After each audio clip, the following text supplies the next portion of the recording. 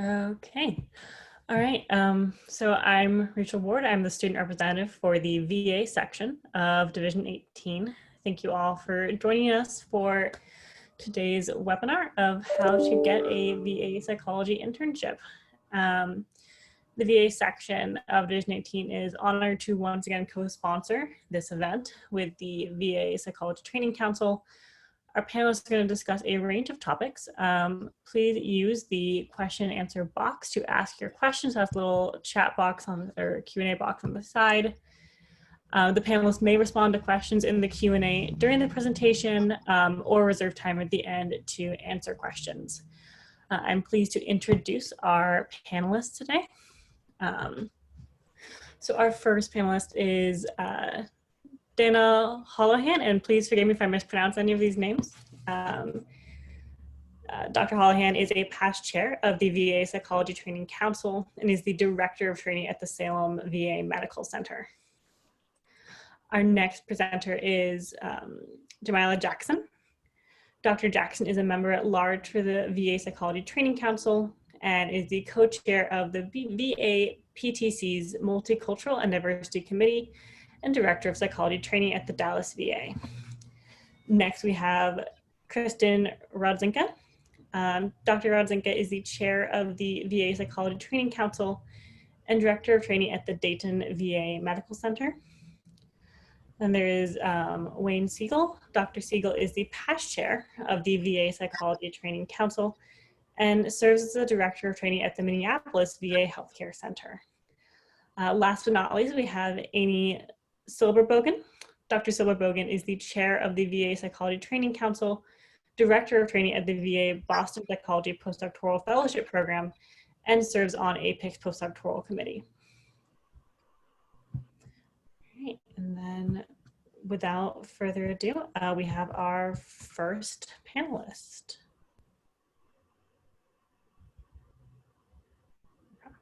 I think I'm up. Well, I would like to start with just truly a thank you to every single person who is either on the webinar today or listening in at a later date.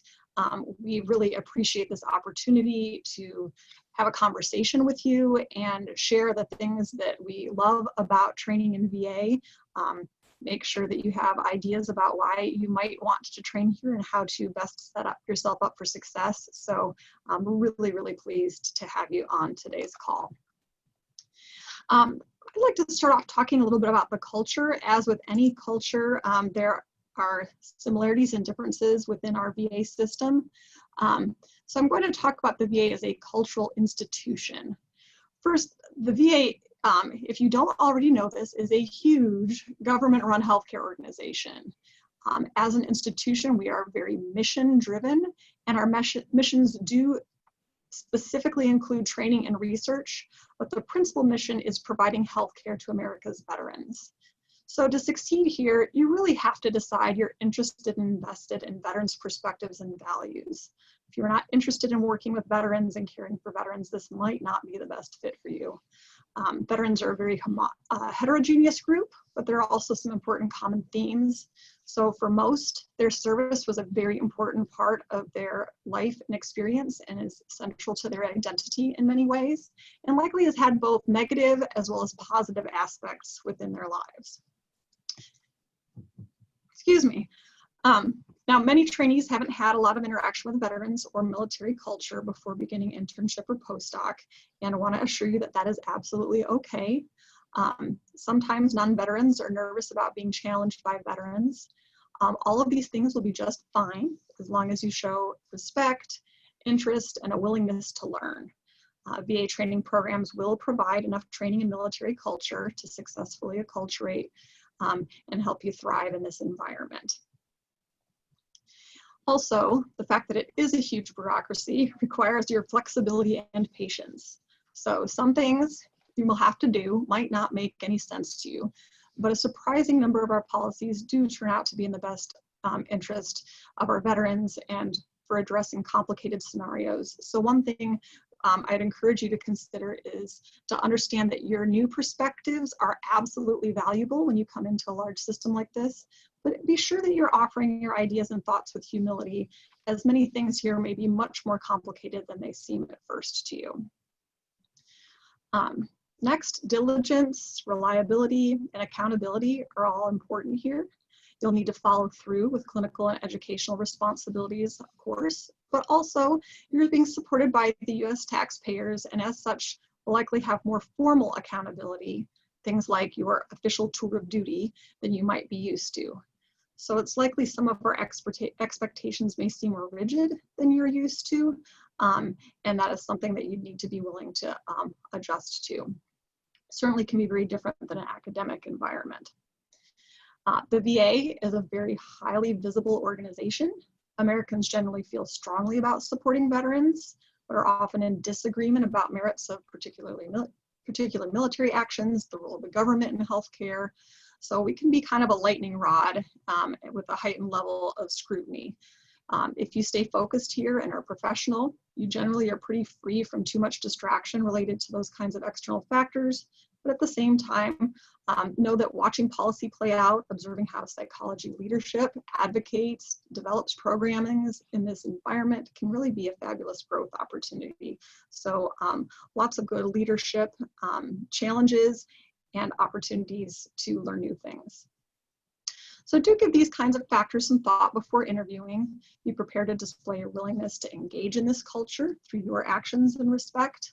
It tends to come quickly for most trainees, and many trainees are surprised at just how stimulating and meaningful this work is. Now, despite the sometimes bad press, I think it's important to really emphasize that the VA is clearly known to provide superior, or in some cases equal, care to other healthcare systems on all major variables, and also at lower cost. This is especially true in behavioral health, and the strong history of pioneering psychology training makes it a great organization to train and work in.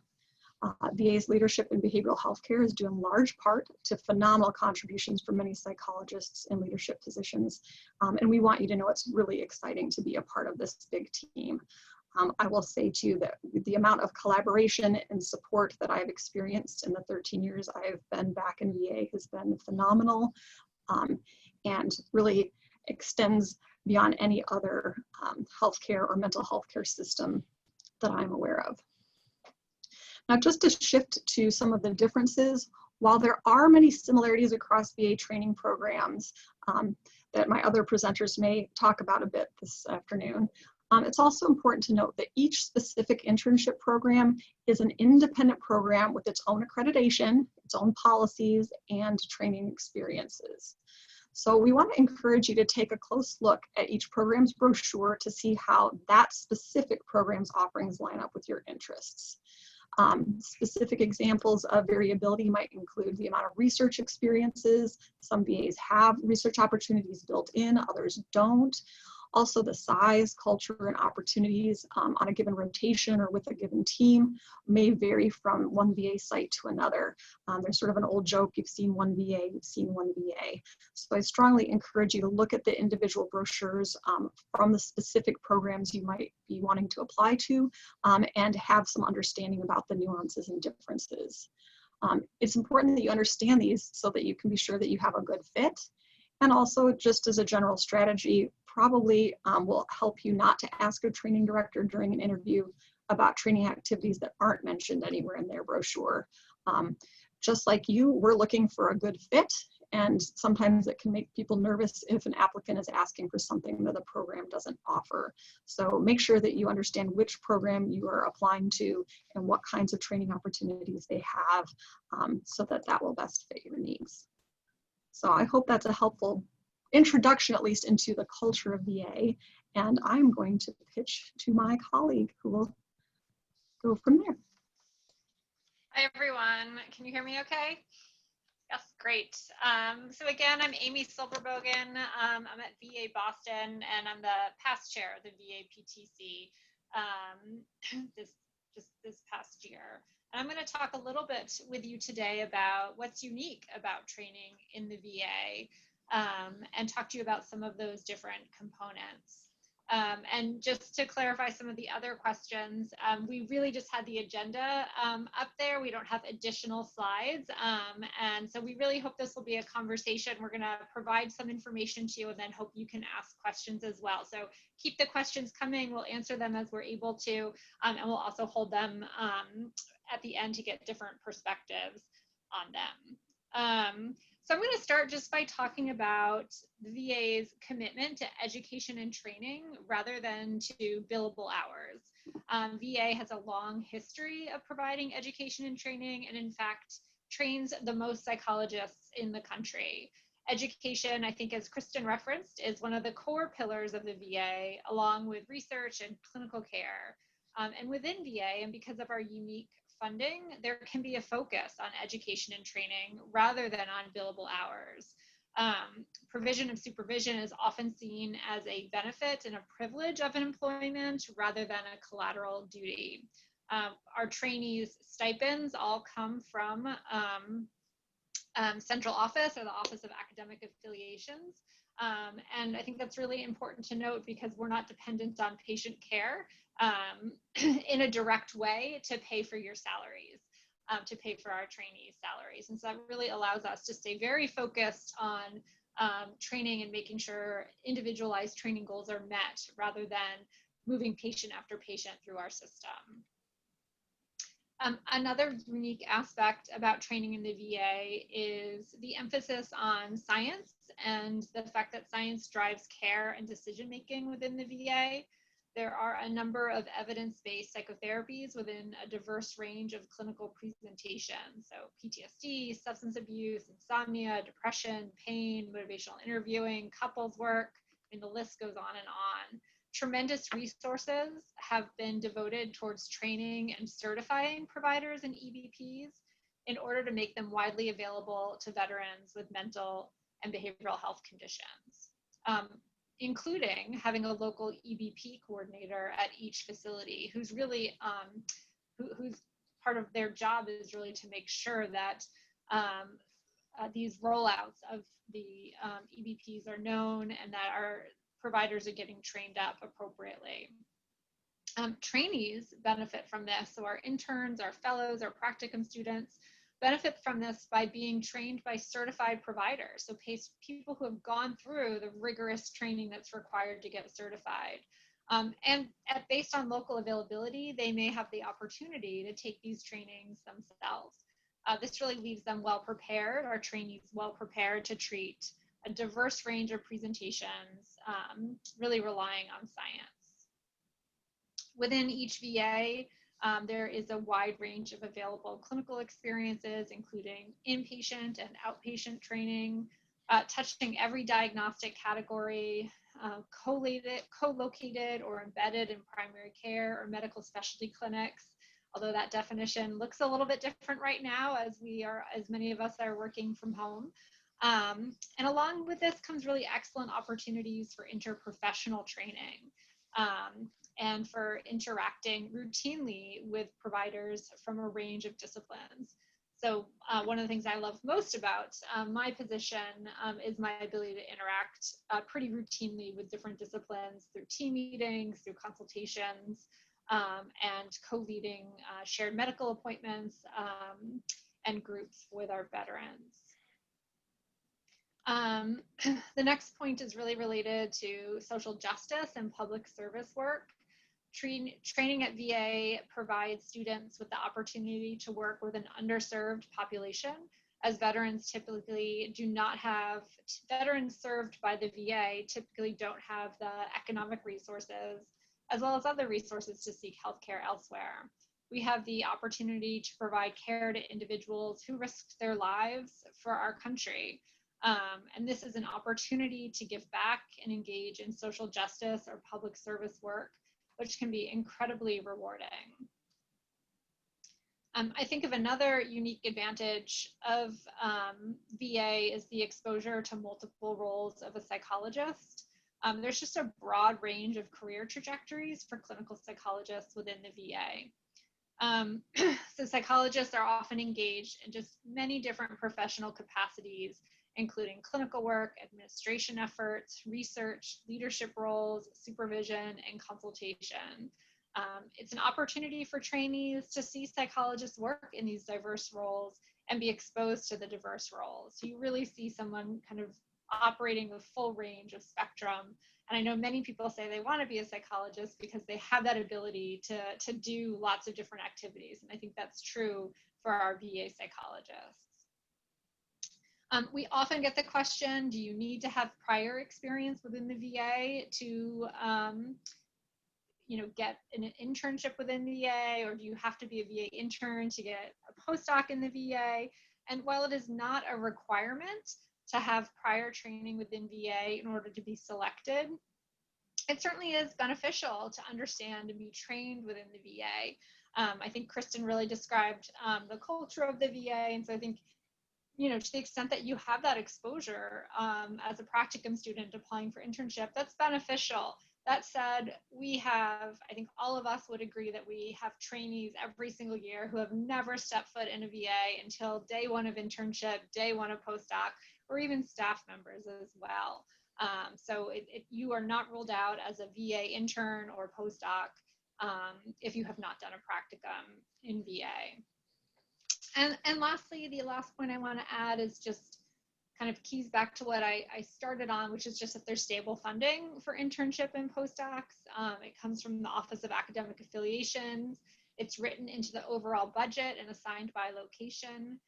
Therefore, funding is very stable from year to year with very few exceptions, which allows consistency in training and commitment to training because we are not dependent on grant funds or the budget going a certain way. There's just stability, which allows for really emphasizing and digging deep into training. And with that, I am going to pass it off to Jamylah.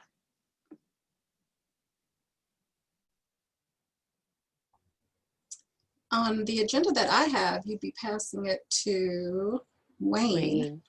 Then I will pass it to Wayne. I'm happy to jump ahead if needed, but I don't know that it really matters, but we'll go ahead. I'm going to talk about applying to a range of programs in terms of competitiveness.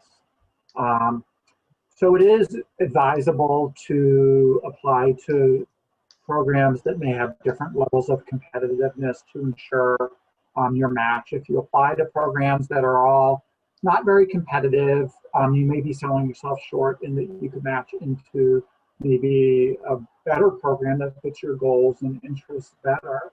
But if you're applying to all super competitive programs, maybe there's a higher risk that you may not match. So this range is really important. So to include some of those, what I call reach programs that maybe you feel that you may not be as competitive for, but you may surprise yourself. And so I encourage people to kind of explore that. Throughout this entire process, it's important to get really good mentorship. Your doc program, DCT, and other mentors can be really helpful in exploring this and looking at kind of your list and that range. So how do you determine kind of competitiveness as a program? Well, programs have reputations. People in your doc program have talked about, like, oh, you should consider these programs or that programs, and there may be certain programs that doc program students often, from a specific doc program, that they often match into, but that certainly doesn't preclude you from considering other programs. So don't rely just on reputation. Look at the program website in terms of the qualification, our requirements. So what is that what is that internship program saying that they want in their applicants? What are the minimal hours that are required?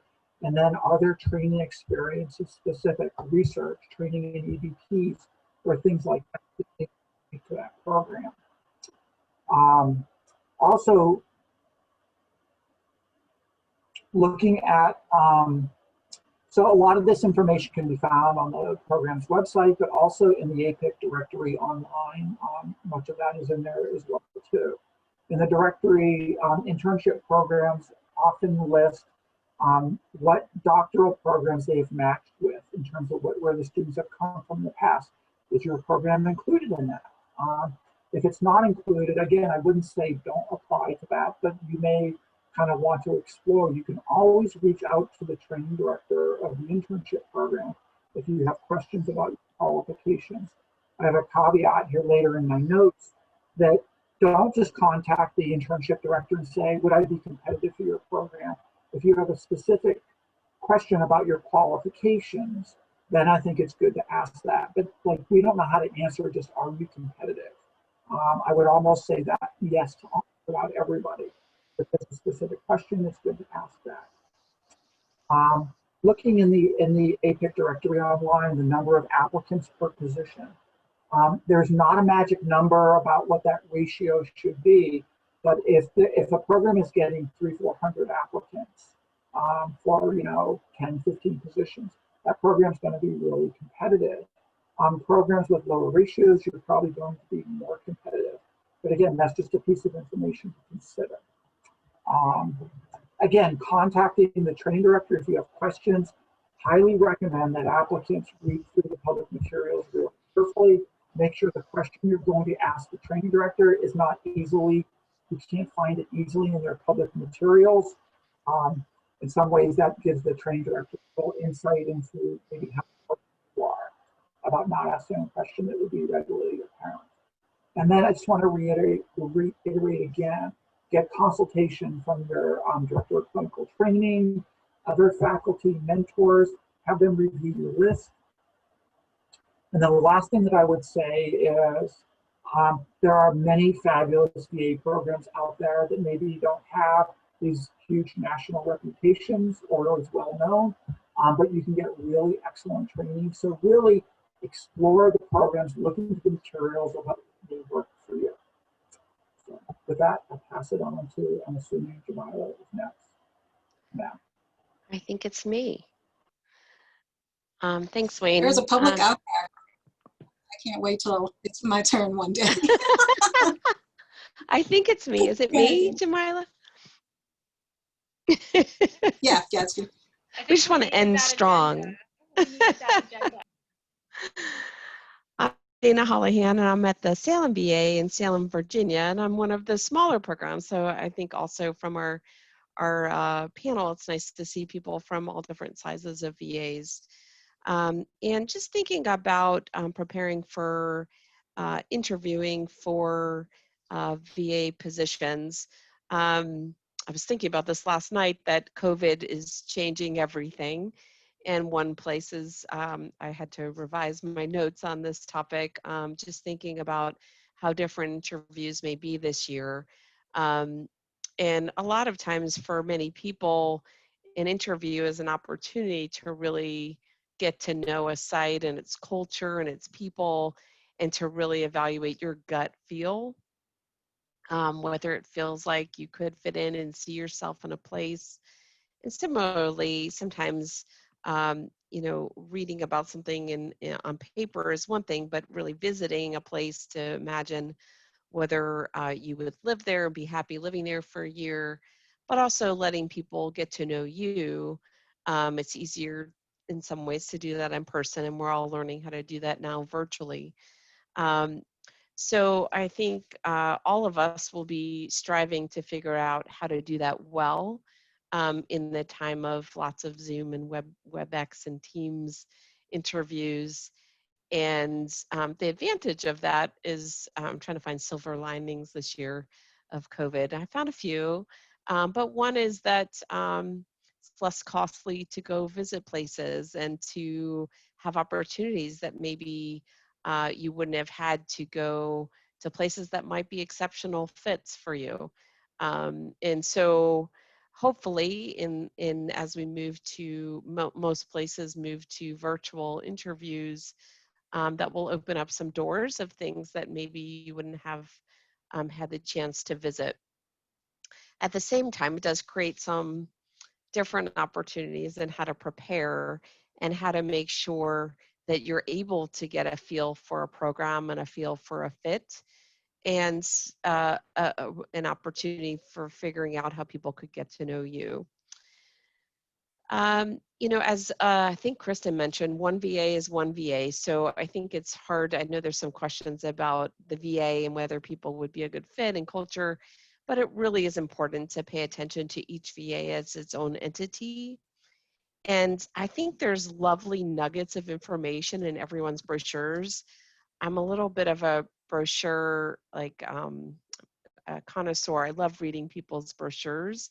And I think it's because it really gives you just information about values of the program, just like little nuggets of different emphasis areas, things that seem to stand out that are unique. And so really familiarizing yourself with published materials, look for places that do feel like exciting to you and feel like your interests match well. And then looking for logistics about the program, where do interns wind up going? Is the structure something that's flexible in a way that would give you all the opportunities that you would really want to do? Do interns get rotations that you would be most interested in? So really looking at the brochure for that information.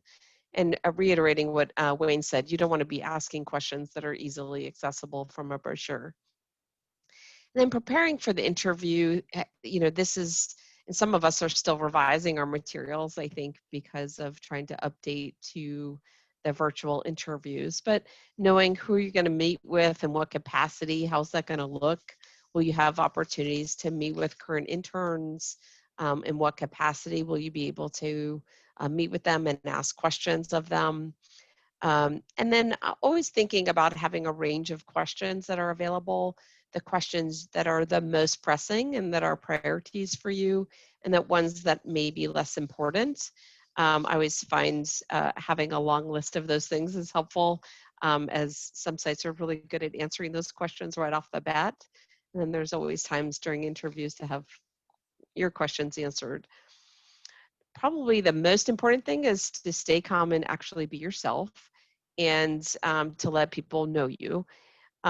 Also, it's hard to find this balance between not underselling yourself, but also not overselling yourself. So really being genuine about what your experiences have been, and then also what you're looking for in an internship.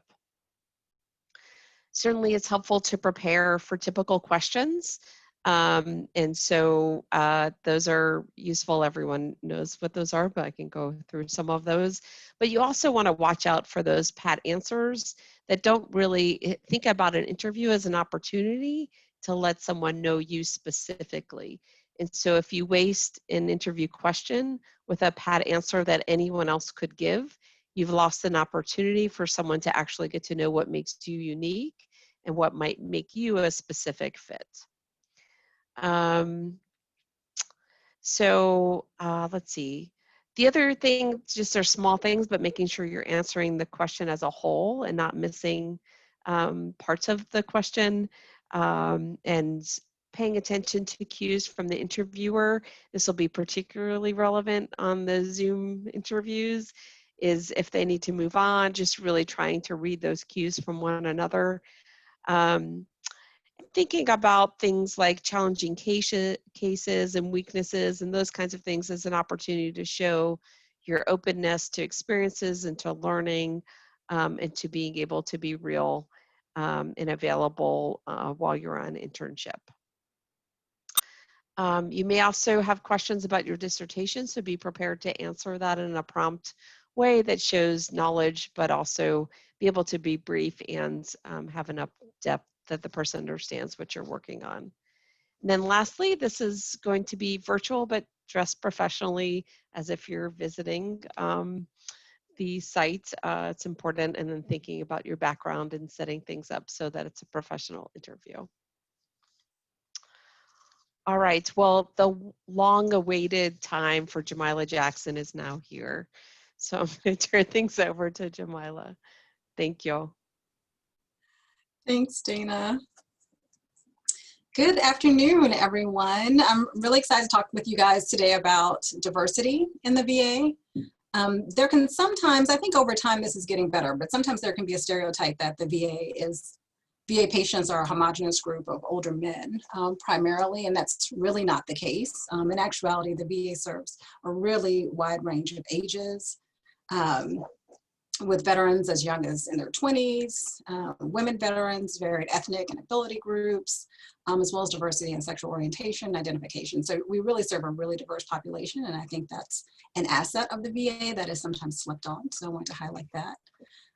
One of the strengths of diversity training in the VA is that because we are a large organization, training directors within VA have the benefit of shared resources with others that are doing similar work around the country. So for example, if a training director at, and I'm making this up, these are not real things, at a VA in Chicago is saying, we really want to get a diversity journal club or something like that started. I wonder how that's worked elsewhere. They can send an email out and get feedback from a training director in San Francisco about how they set it up and what's worked well and how they might tweak it and things like that. So that's a real benefit that the training directors within the VA have with regard to diversity, but also other areas. But it's great to work in a large organization where you can access the benefit of a number of individual experiences from training leadership around the country. Multicultural training in particular is one of VA Psychology's large priorities.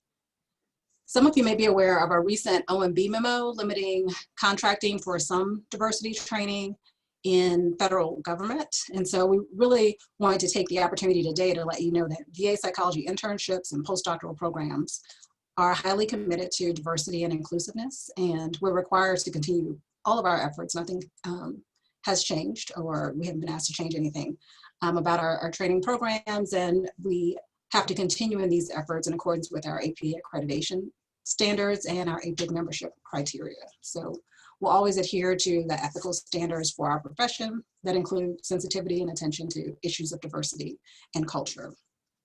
If you have questions about a particular VA training program, what they're doing, not doing, always feel free to reach out to the program director to get information about that program. I'm sure they'd be happy to discuss any of that with a potential applicant. So within VA, we serve a diverse population, as I mentioned, in terms of age, ethnicity, military, cultural, socioeconomic status, LGBT status, gender, rural populations.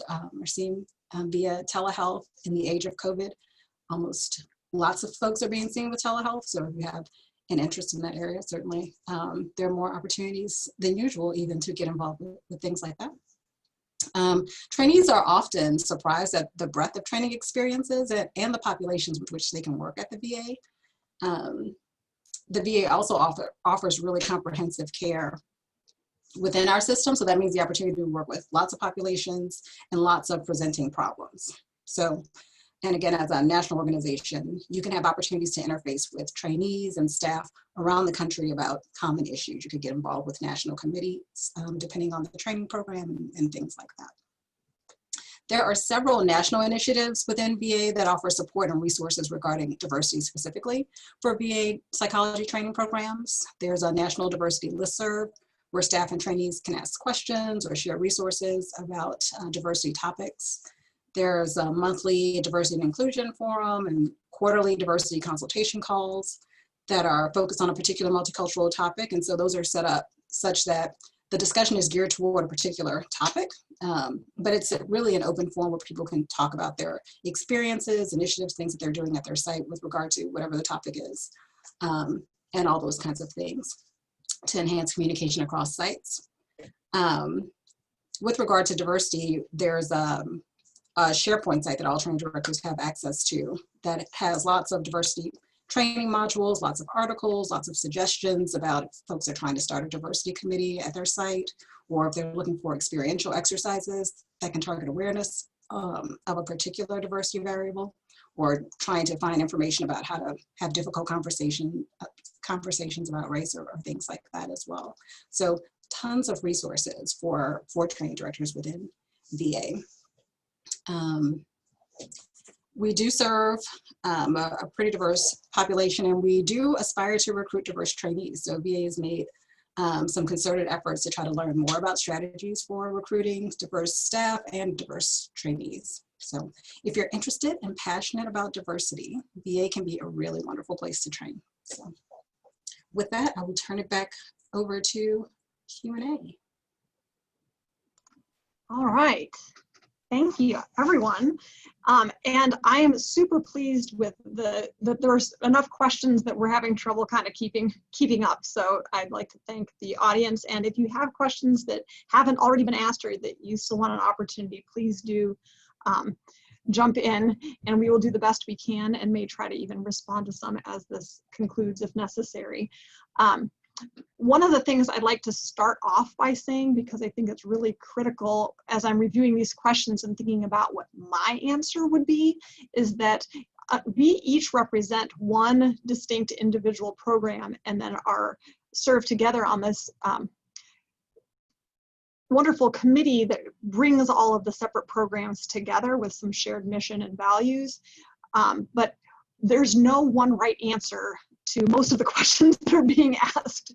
So I think, unfortunately, if you're wanting sort of the guidebook, what I'm going to say is that many of the answers to the questions, we can provide you some guidance. We can tell you our opinions, and I think we all have lots of them, but that each program is going to be distinct and different. And so the guidance I might provide you that would be relevant and correct if you're applying to my site might look very different than if you're applying in Boston or in Dallas or one of the other programs. So please be cautious about taking anything we say too rigidly, expecting it to apply across. Like somebody asked a question about VA eligibility that I provided the website link to. That's going to be the same for all of us, and there's nothing that we can do to change that.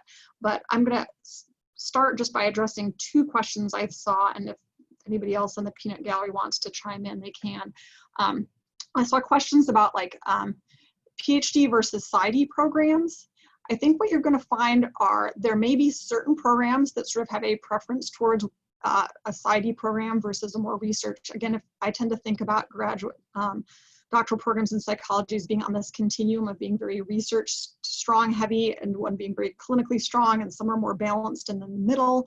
And I think our internship programs similarly are across a range, and this is one of the ways that our programs are different.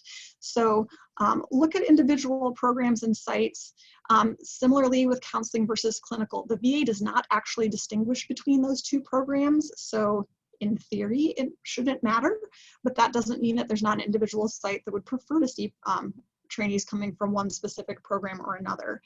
I will say this about when you're looking at our historical data. Keep in mind that just like you, we are subject to participation in the match.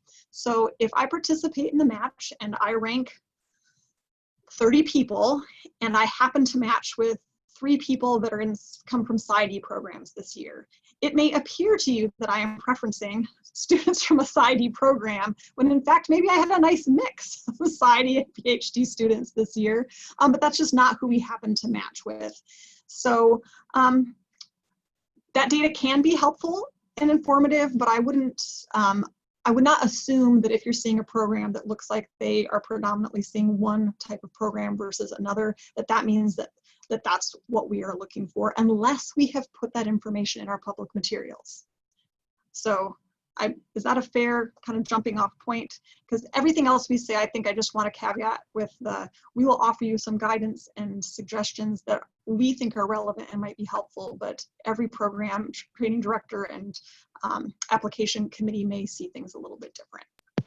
Yeah, I just want to echo, there needs to be a match between your history and training experience and your goals with the program you're applying to.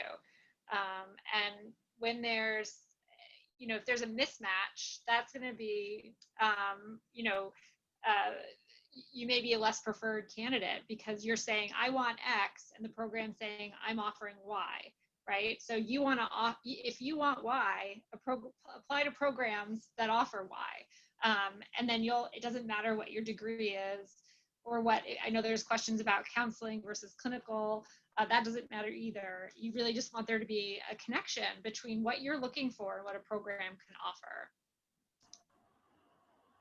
Could I add to that, in whether it's ID or the program that you came from, counseling or clinical, It's about the experience, like everyone said. So do you have the background and training that makes you qualified for that particular program? And then you have an opportunity to discuss this in your cover letter, and talk about your qualifications and your interest in the site. And that's what a lot of programs will look at, is like, really, is there a fit? Some programs actually blind themselves to those other factors and just look at the applicant's experience and interest, and does it line up? And I think that addresses several of the questions that were put in the chat.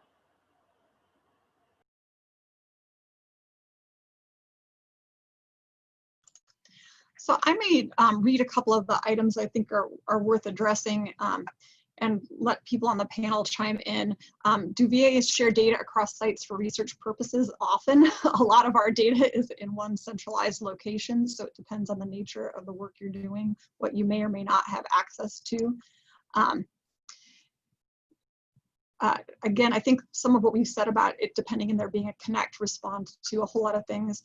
There's a question about what would happen in the event a trainee must take medical or pregnancy leave during internship. What I will say to you is that life happens when people are employed, life happens when people are on internship. My experience working with the colleagues on this call, with the Office of Academic Affiliations, with working with my local facility, is that if you are communicative, and we are planful, that we are actually a pretty accommodating agency for planning for extended leave when that is appropriate. Does anybody else want to add to that? We've had some questions about people applying to internships as a spouse, or for, does anybody want to address couples applying to internship? I can just add this, Dana, real quick. One, we won't, I think we noted this too, we won't know that you're a couple applying unless you decide to disclose that. So that's really up to you whether you want to disclose that or not. And many people choose not to. And many sites are very open, and you being able to have those conversations openly may help you figure out if it's a good fit. And I will say my bias is that being more clear and communicative tends to be helpful. Back to that goodness of fit. If that's something we can make work, then we can communicate that with you. If we don't know what's going on, it's a lot harder for us to make sure that we have good matches going on. I'm going to ask a couple of the committee members to answer this question, because I think it's a good one. What specific questions should be asked of the training director to cite? Any suggestions of good applicant questions for training directors?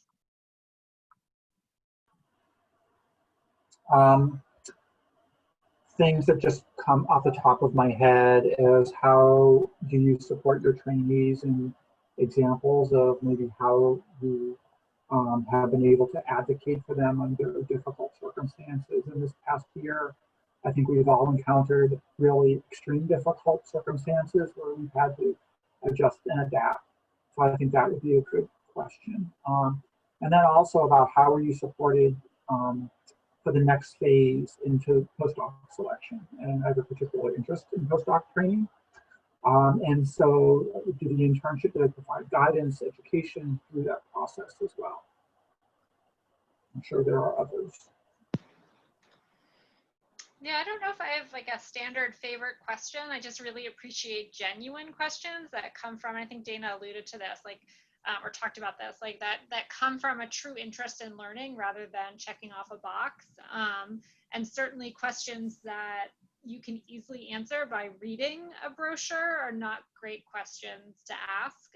So I'll often get these emails with, can you tell me all about the training experience on XY rotation? And actually that does you a disservice, because I'll say, go read the brochure, and if you have specific questions after, I'd be happy to answer those. So for me, it's more about being genuine, being curious, being invested. And if you're trying to fill a role, then that's when we can actually feel that and see that, and then it feels a little bit harder to connect. I would add. I was just going to say, one of my favorite, again, trying to take advantage of the efficiency of the question, is thinking about who you see as a good fit, like, or also maybe who's not a good fit. So criteria for whether someone would do well in the program or not. So I have found that an opportunity for me to speak to some values that we have, and that indirectly communicates whether that person might fit with those values. Yeah, I was going to say a question along the lines that's going to help you as an applicant determine, is that site a good fit for you? I've been asked questions in the past about my philosophy on some esoteric subject that's irrelevant to the applicant determining. And I think they were just trying to engage some dialogue, which can be a little maybe on the annoying side. But if it's relevant to the applicant learning about the site, that could be really useful. There's a question or two in the chat or the Q&A about our requirements and things like that. And I know that training for applicants was interrupted because of COVID in some ways. And so if there are questions about whether the site can be flexible on certain things, those are reasonable questions as well.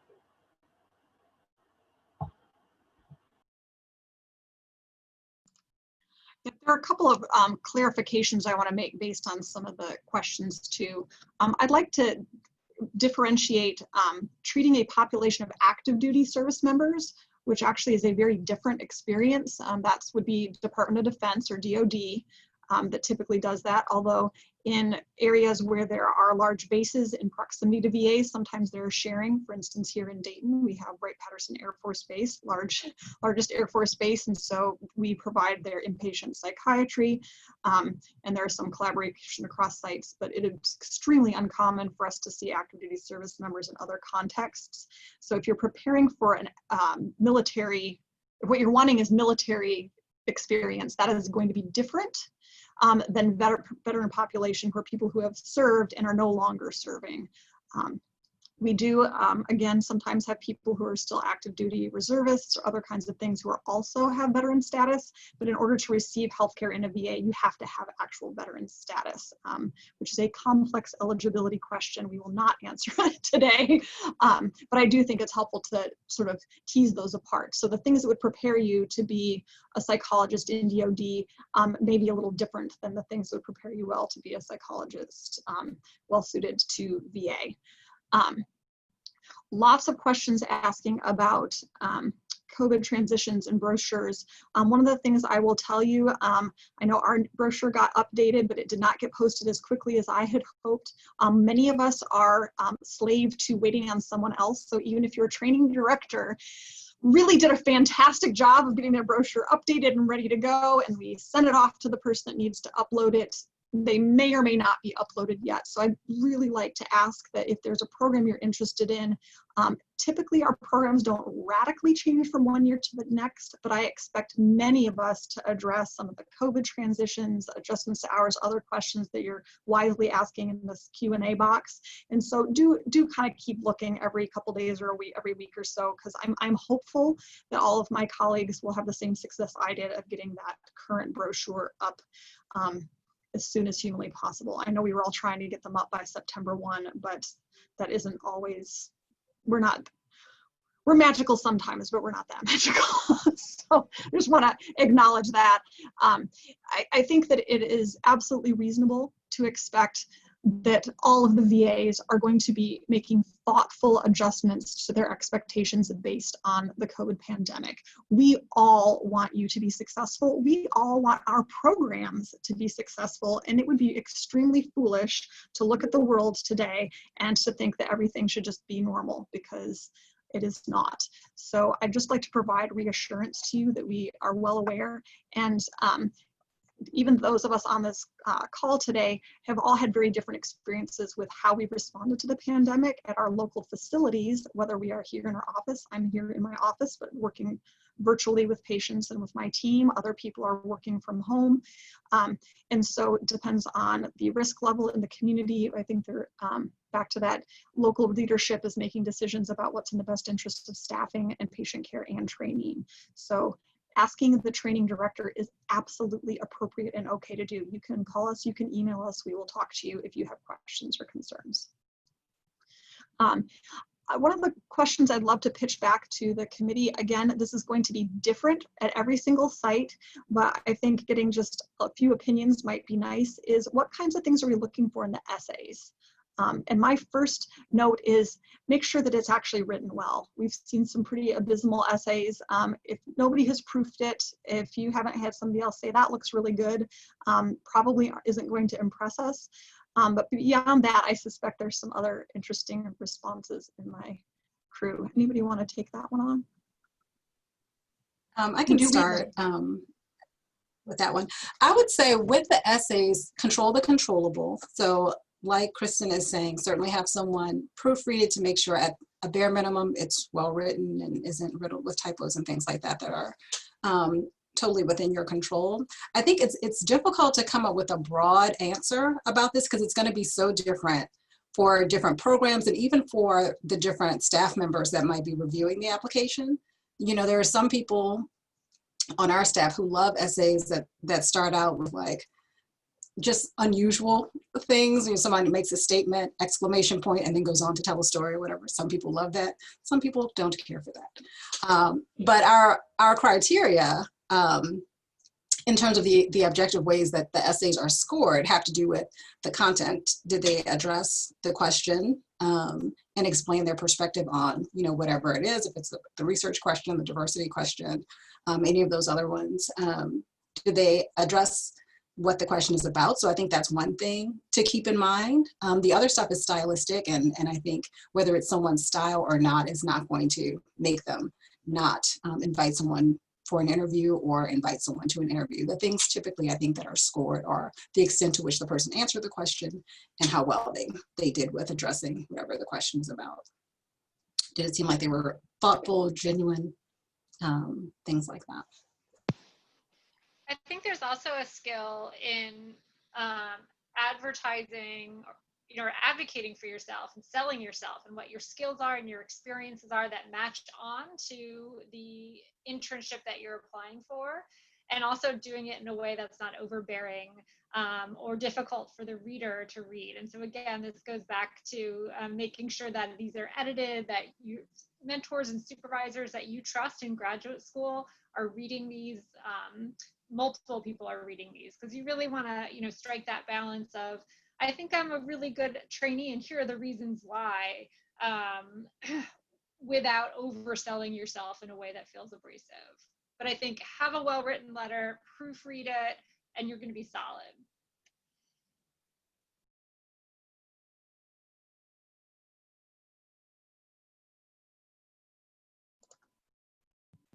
So another interesting question, are you disqualified from a VA internship if you have completed a practicum within the VA? Absolutely not. You also do not need to have completed a VA practicum in order for us to want to match with you. So that absolutely is not a requirement. Also, if you're a veteran, do you get veterans preference with internships? I will again say that's going to be variable at every single site, but it would certainly be consistent with VA practices to pay attention to that as preferential. That's consistent with our hiring practices for employees, and it is something that we look at in Dayton and consider favorably. So just to clarify though, Kristin, it's not actually the HR veterans preference. That's correct. Through hiring, yeah. That is correct. So to clarify what she's saying, the veteran preference that is done for hiring of a staff person, which is our practice, does not apply to internships, but many internship programs may consider that as an asset. Regarding the previous question, there was a similar question somewhere along the way about if you've done only VA practicums, does that disqualify you? Like, are you overqualified or something like that? And no, I think keeping in mind that your training experiences are consistent with what the training program provides. So if you've worked with lots of veterans, then that's going to make you competitive if you're applying for VAs where you will be working with lots of veterans. So keep that in mind too. If you've done only VA practicums, not disqualifying, it's just more VA experience on your vita, which is a strength for sure. I'm loving this question. How do I state that I'm VA or bust applicant? So that made me laugh when I read that. When, you know, I think you can communicate that you see yourself in a VA, and here's why. You've done these different practicums, maybe you've rotated through different VAs or different clinics, and here are the things about VA that really are meaningful to you. And maybe it's the public service, maybe it's the commitment to training, maybe it's the commitment to diversity, whatever it is that really hits you, I would highlight. One thing to just keep note of is if you have never done a VA practicum before or never set foot in a VA, it is not a great idea to say in your cover letter that you want to be a VA psychologist when you've never had that experience before. So every year we get applications saying like, I want to be a VA psychologist. That is where I'm headed. Yet people have never had a VA experience previously. And I think it's really important to have that experience to make sure that you are a good fit for VA before you commit to that. So I think you can get tripped up in an interview question like, why would you say you want to be a VA psychologist when you've never done that before? So that I guess a personal bias on my account. Like I really want to see evidence that you've done VA training. If you say, this is my career path. So I'm mindful of the time, and I know we're not going to get through all the questions, although I think broadly we responded to all of the major themes that I've seen, so I hope that is true. I'd like to brag on VA for a quick minute while we still have it. Some of the questions ask about experiences that we might have, and are there things that would be less available given, you know, COVID constraints, like inpatient and group experiences. And so I would just like to say that while, again, every VA has had different experiences, each program within each VA is going to have had different experiences. As a large institution, I think the VA has probably been the best equipped to manage this rapid transition to providing virtual care by nature of the fact that we were already working towards providing increasing levels of virtual services to increase accessibility for all veterans that we serve, to include in rural communities, places where we may not have a specialist available. And so I know that my team was already trained in the modalities to provide virtual care before COVID hit, which enabled us to rapidly shift to providing all virtual care. Assessments, interventions, we are still doing groups. Now that is going to begin, it gets changed. So don't misunderstand me, things are not perfectly the same.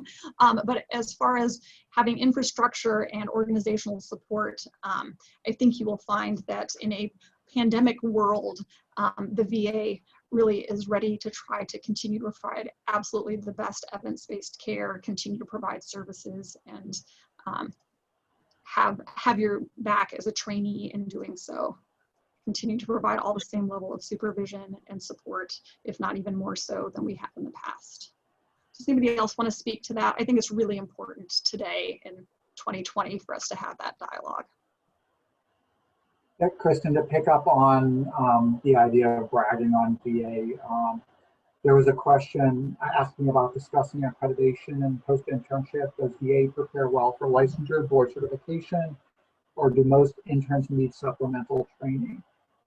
I've done a lot of work nationally within the broad field of psychology outside of VA, and I can say with like really strong confidence that there are really good programs outside of VA, but VA training is top notch. And licensure is required, board certification. In fact, probably the percentage of VA psychologists that are board certified in different specialties is higher than outside the VA. And so really that quality of training is outstanding. So the answer to that question would be absolutely.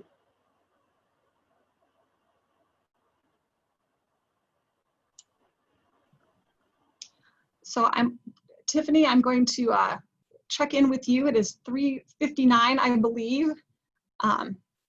Does anybody else on the committee have any parting words, or would Division 18 like to say something and wrap up?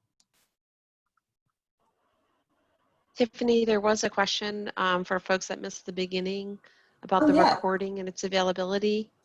Yes, so everyone will receive a follow-up email in about a day with the link to the YouTube clip or recording on YouTube of today's webinar.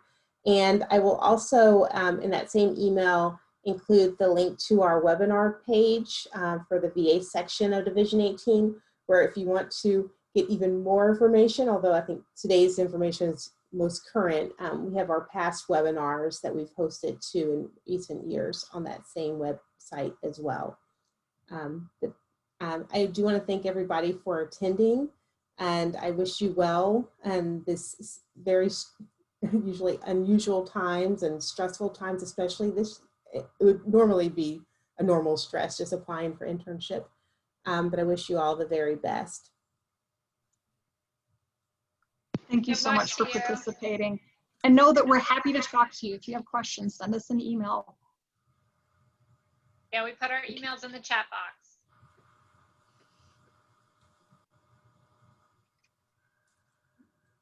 Bye, everyone.